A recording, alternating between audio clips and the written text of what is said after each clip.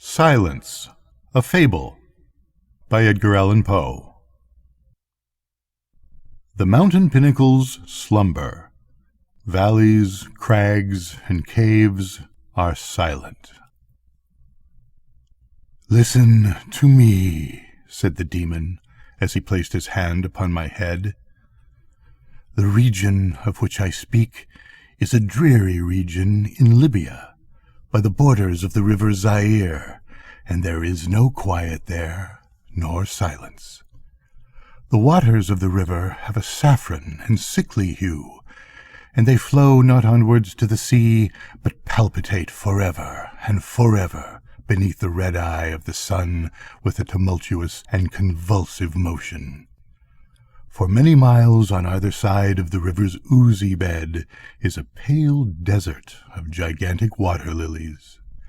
They sigh one unto the other in that solitude, and stretch towards the heaven their long and ghastly necks, and nod to and fro their everlasting heads, and there is an indistinct murmur which cometh out from among them like the rushing of subterrene water.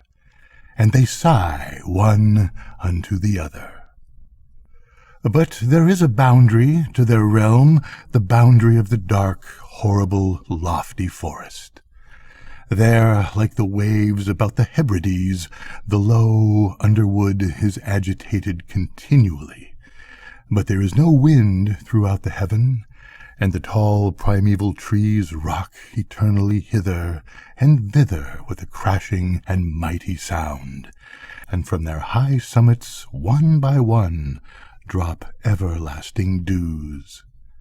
And at the roots, strange poisonous flowers lie writhing in perturbed slumber, and overhead, with a rustling and loud noise, the grey clouds rush westwardly forever, until they roll a cataract over the fiery wall of the horizon. But there is no wind throughout the heaven, and by the shores of the river Zaire there is neither quiet nor silence.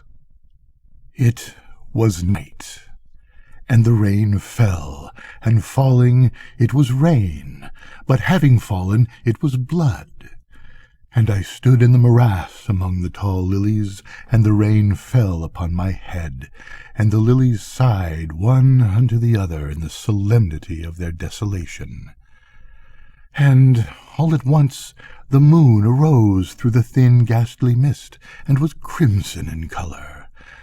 And mine eyes fell upon a huge grey rock which stood by the shore of the river, and was lighted by the light of the moon, and the rock was grey and ghastly and tall, and the rock was grey.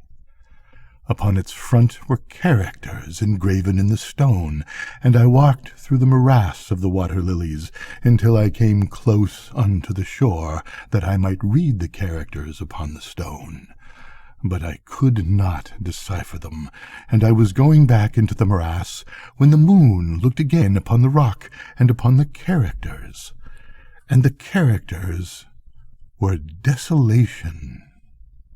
And I looked upwards, and there stood a man upon the summit of the rock, and I hid myself among the water lilies that I might discover the actions of the man.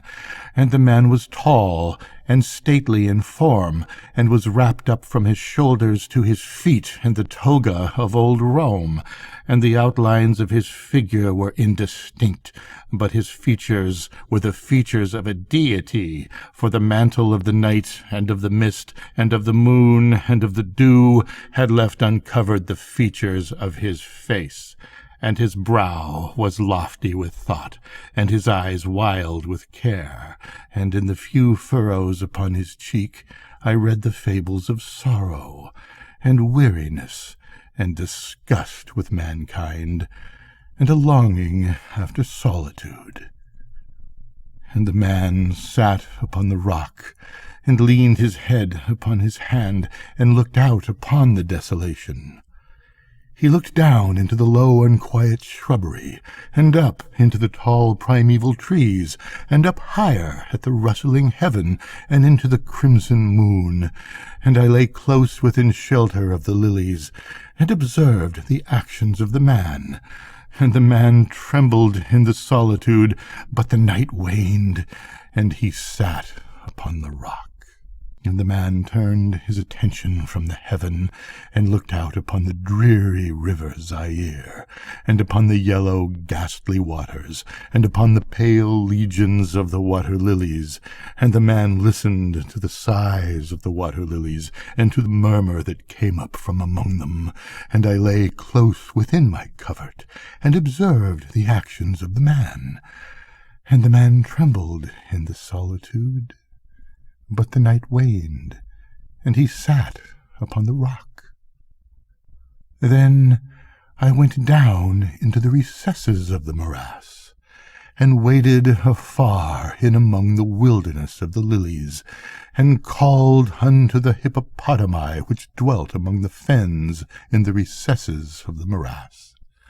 And the hippopotami heard my call, and came with the behemoth unto the foot of the rock, and roared loudly and fearfully beneath the moon. And I lay close within my covert, and observed the actions of the man. And the man trembled in the solitude, but the night waned, and he sat upon the rock. Then I cursed the elements with the curse of tumult, and a frightful tempest gathered in the heaven, where before there had been no wind. And the heaven became livid with the violence of the tempest, and the rain beat upon the head of the man, and the floods of the river came down, and the river was tormented into foam, and the water-lilies shrieked within their beds, and the forest crumbled before the wind, and the thunder rolled, and the lightning fell, and the rock rocked to its foundation. As I lay close within my covert, and observed the actions of the man. And the man trembled in the solitude, but the night waned, and he sat upon the rock. Then I grew angry, and cursed with the curse of silence, the river, and the lilies, and the wind, and the forest, and the heaven, and the thunder, and the sighs of the water-lilies. And they became accursed, and were still.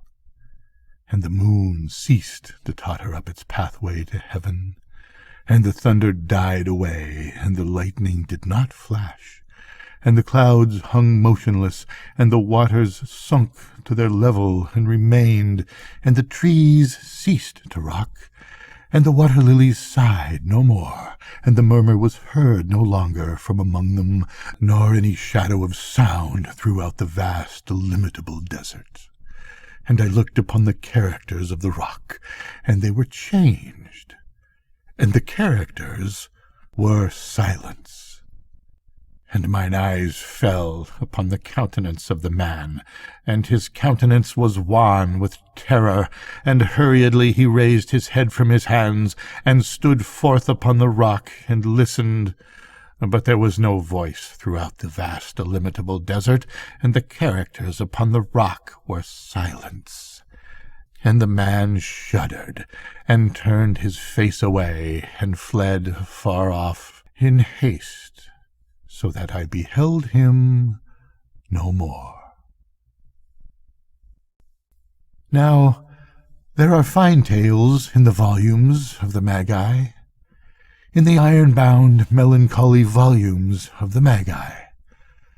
Therein, I say, are glorious histories of the heaven, and of the earth, and of the mighty sea, and of the genii that overruled the sea, and the earth, and the lofty heaven.